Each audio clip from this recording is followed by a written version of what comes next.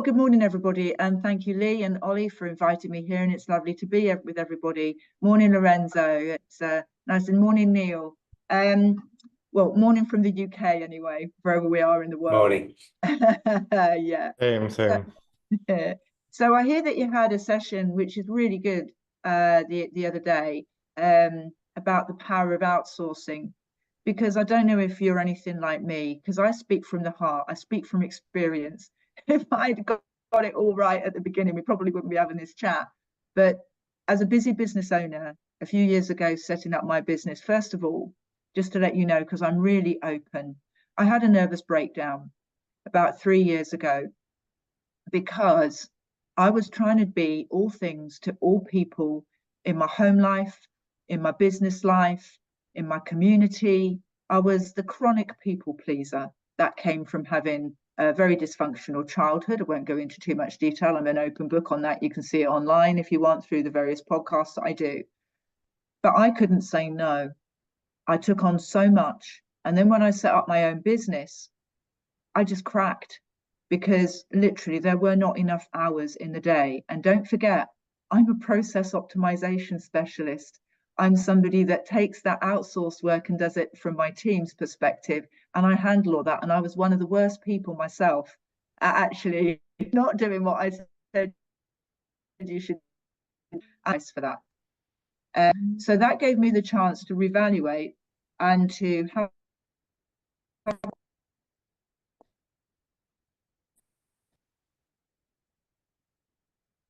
We seem to have lost Deborah.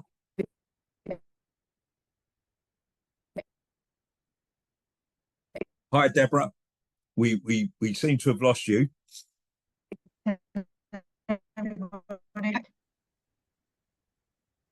Yeah, am I back? Yeah, you're frozen. We didn't get any of the last 30 seconds or so. Yeah. All right, my darling. Can you hear me now? Yeah. Good. Okay. So I reevaluated what I was doing, and I realized I'd just taken on so much more than I could actually physically do as one person. And I realized that I needed to let go of the control element, the stupid feeling that I was the only one that could do it because nobody else could do it better than me, which is a complete fallacy. I mean, there's loads of people that can do it better than me, and why not use them? Do something which is some of the things of the core that somebody does that they enjoy doing that I'm not very good at. So one of the things I'm not very good at is technical stuff. So guess what? I've built my team so that whenever we have anything technical from the computer side of things, I get them to do that for me. I don't feel guilty about it anymore. I don't feel that I'm not worthy. I don't feel like I let myself down, which I always used to, because I know that they are just as equipped, better than me at doing it, and they'll get it done in half the time, and they'll be providing it with quality, which I couldn't do. And they know the next step. So that's brilliant. So I outsource all that to my team. So then that example, I've created space. I've not just created space from the point of view of I've got a gap in my calendar. I've created space in my brain. I've created space in my body because I've got rid of a task that I didn't like, that I wasn't any good at, that took me endless amounts of time, and that the result was pretty shoddy. And I've given it to people that I pay for, because they're my people, I have to pay for them. But ultimately, it's done in a nanosecond at high quality so that it's left me the chance then to work on the core of my business, which is at the moment driving the sales, getting the clients, developing a very good value-added service, and thinking about the future and collaborations. So when we look and we write the list out of why we got into business in the first place, what was it that we wanted to do? And what is it within that business that is our core activity? Something that we know that our expertise is the only one that can drive it at this present moment, okay? Because it depends on whether you want to be in the business working on it, or if you want to sell it, then you have to make yourself almost redundant in your own world so that you can actually have a replicatable business that runs without you. But it all revolved around me. And I was locked into that business like 24/7. And I mean 24/7. I've never had a break for the last 5 years where I haven't touched the business in some form every day. Now, that might not be right, that might be right, But ultimately, within my business, I've got key people that I outsource within my team, or I outsource in general. I've got an IT guy that looks after all our systems, etc., keeps all the firewalls going, making sure that I would never hope of doing that myself. I have a bookkeeper that deals with all of my administration as far as what was coming through, how we need to optimize that, etc. I would never hope of doing all of that. And I still hear people doing stuff in their finances that, to be honest with you, if you could just get it out to something else, even if it's through Xero, just give it to somebody else to deal with, and then you haven't got the headache. So what that does is it creates space. And then it's choosing very wisely what you put in that space. And it could be nothing to do with your business. And sometimes that's really good, because half an hour where you can sit and relax and keep your brain open, de-stress, decompress, get back into the now, the power of the present moment, which don't ever underestimate the power of the present moment, because that's all we have. And sit there and contemplate, play a game of squash, whatever it is that you want to do. Be spend time with your family, pick your kids up from school, attend an event. It's something which you never get back. And when you look and see where have you put your ladder, where have you put the success ladder, on which wall have you put it? Because some people lose their families, they lose their friends, they lose their health, and ultimately they lose their business, because they never prioritized what was important and why they were doing it. They just carried on and on and on and on and alienated everybody. So the other thing with outsourcing is that it forces you to ask for help, which is a good thing in business, because if people don't know that you're struggling, they can't help you. And you've got to invite people to help you, because most people won't help if they're not asked. But once you ask them, they are a wealth of opportunity. So for anybody that's struggling out there, you can also use it as a collaborative mechanism. You can go out, you can ask for help, and then you can see who's in their ecosystems. And all of a sudden you can be doing business with people that you didn't even know of before you started to ask for the help, which can be really good ecosystem building. The other thing is, think of the money. If you think of how much your value is per hour, and you're doing the stuff that you know is below the value per hour that you command, you've got to think very carefully, are you the right person to do it? Could you be better spent doing something that is at least as good as your hourly rate or more valuable?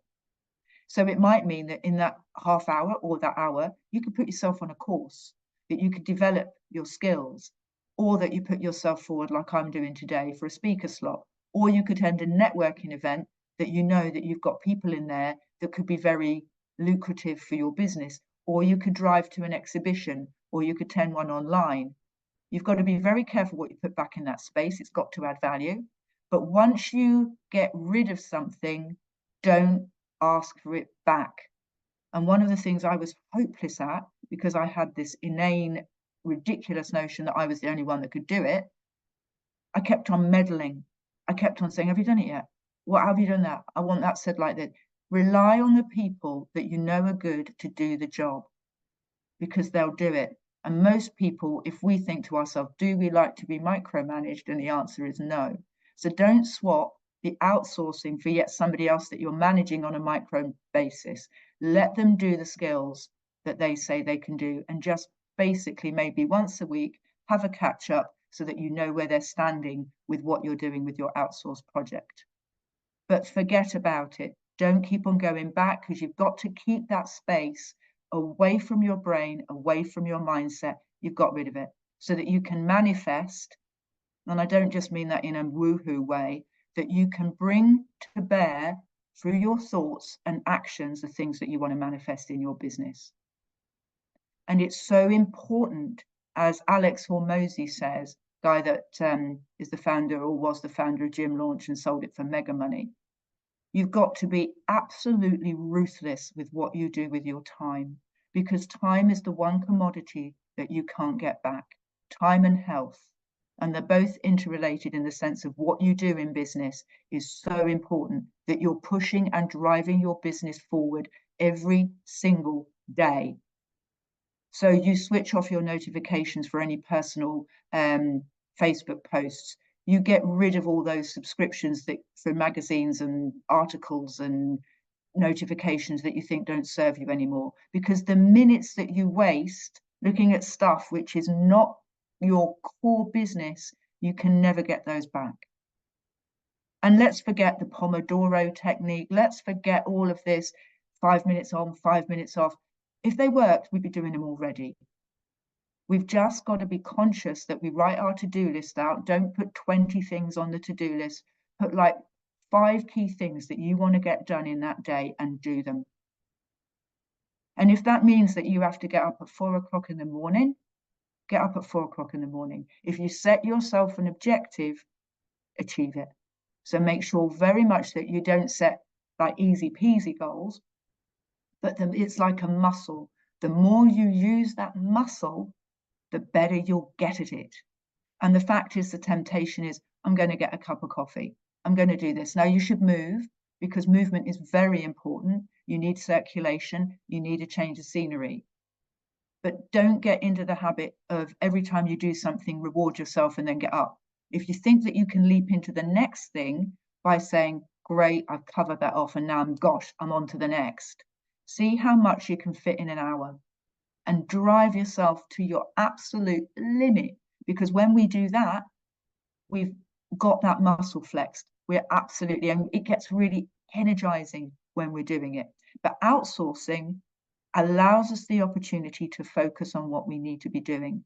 And we need to be brutal with it, absolutely brutal. We do not take a call when we're working on a core activity. We do not look at social media when we're working on a core activity. We don't let our mind wander when we're working on a core activity. We stay in the present moment and we do what we need to do in the present moment with that core activity, knowing that you've got other stuff going on that you've outsourced that is not your core activity.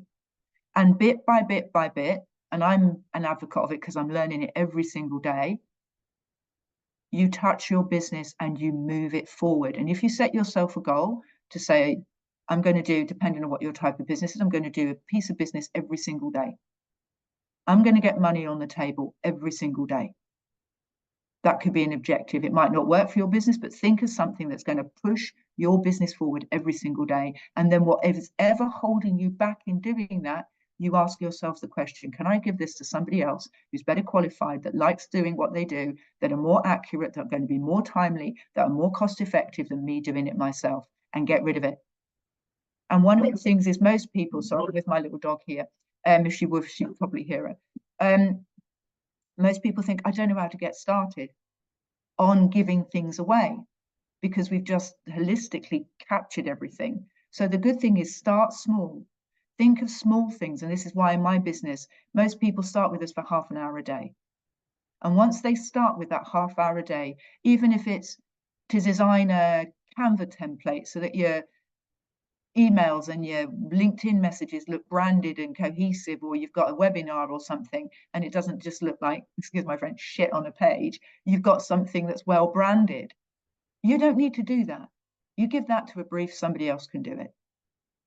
And you've got to make sure that you don't then tinker, let them do it. And if you're not happy, send it back, but give them a time frame, give them clear communication lines. And so what we say to our clients all the time on that half an hour a day is, what else can we help you with? So yesterday I had a call with a lovely lady who is, she works at a very high level to the top 100 law firms, helping them to automate all their documentation. And she's got a young baby, it's 1.5 years old. And she said, I can't breathe for stuff. And she's used this. She wanted to do a carousel on LinkedIn. She finds now that she can't get the quotes from people because they're not coming back to her.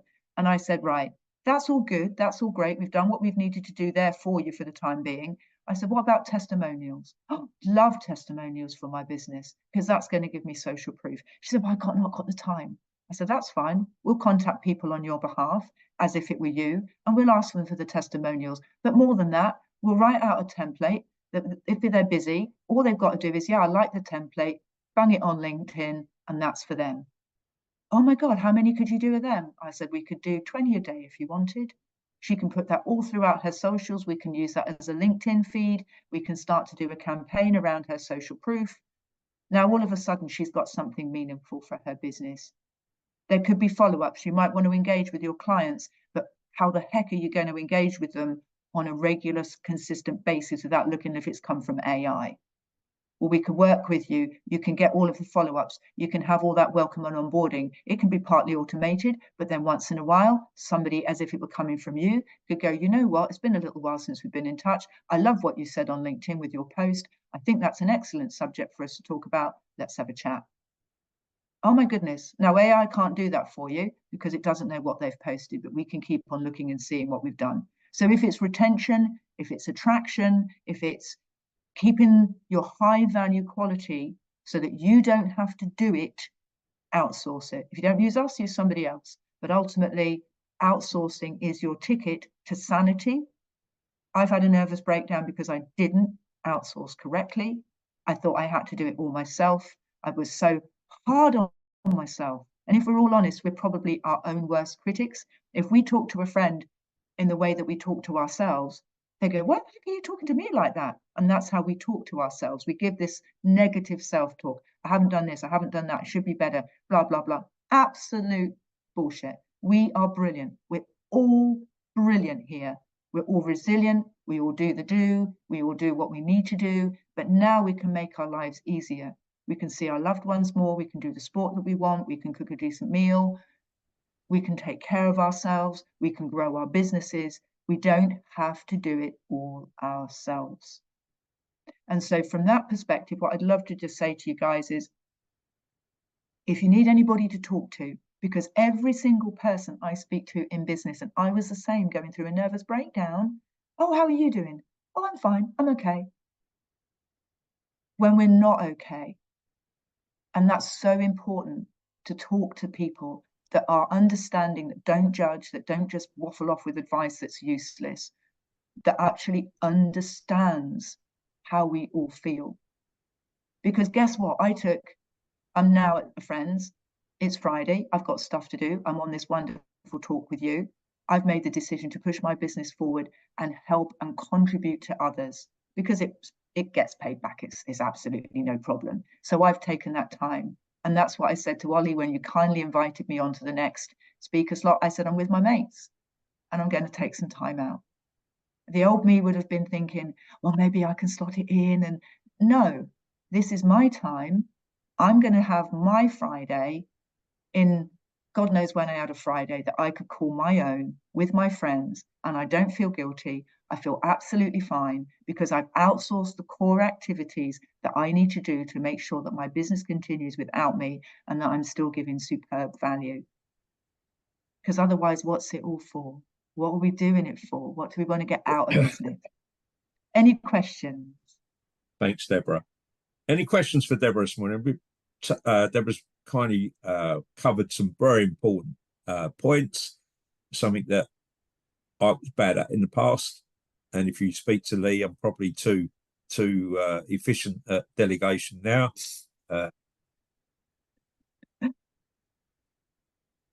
So yeah, any points you want to raise, guys? I think we're all good. But you made a point earlier, Debra, about people when they originally come to you, they may just say, do an hour a week or 2 hours a week on some design or canvas stuff or accountancy work. How does that generally work out from there? Does it grow, or does it build from there, or would you find that they're quite happy just giving you like specialist tasks? Yeah, so we don't do accountancy work. We can find people who do for you. That's no problem. But we do admin, business development, social media content creation, and now podcast training, which is an amazing skill to have as a podcaster. It's all very good for your business. So what I'd say is, people start with half an hour because they're literally frightened. You can see it's like frightened rabbits, like, oh my gosh, how can I give something away that is my baby? This is my baby. And then it's like anything, it's know, liking, and trusting the people that you're dealing with. And some people stay for ages and ages and forever on half an hour a day, and that's absolutely fine. But there are some people which we have, and there's a lady who runs a series of networking events and women in empowerment kind of things. And all of a sudden she's realized, you know what, I can engage with my target audience much more if I have somebody that looks like they are my personal assistant coming from me and actually engaging with them and getting their thoughts, running surveys, etc. That's not just generic, that's meaningful, because we've all looked at their LinkedIn profiles, websites, etc. So we know these people as their personas and we can individualize it. So what we usually find is that you get the people that never change from half an hour a week. And I've had one lady say, I don't want to grow my business. I'm happy being a consultant. I've got kids. I want to work 3 days a week. It's bringing in the money. I'm happy. That's my model. Don't get me. I don't want to grow it. That's fine.